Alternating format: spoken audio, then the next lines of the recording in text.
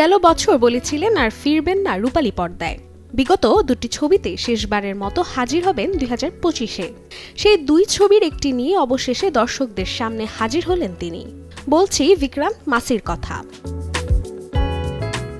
সিনেমার নাম আঁখোं की गुस्ताखिया, যেটি পরিচালনা করেছেন সন্তোষ সিং। আর এই সিনেমার দৃশ্যপটে 12 ফেল খ্যাত নায়কের নায়িকা সানায়া কাপুর।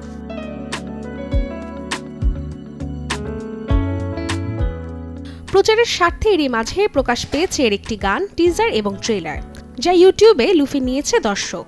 2 সপ্তাহে গানের ভিউ ছাড়িয়েছে 29 মিলিয়নের ঘর।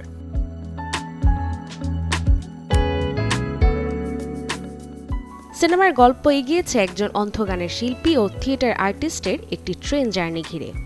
এই যাত্রাপথে ফুটে উঠবে আধুনিক সম্পর্কের নানা দিক, সাথে সম্পর্ক নিয়ে নানা দৃষ্টিভঙ্গি। ছবির এই গল্প নেওয়া হয়েছে রুস্কিন বন্ডের কালজয়ী ছোট গল্প দ্য আইজ হ্যাভ ইট থেকে।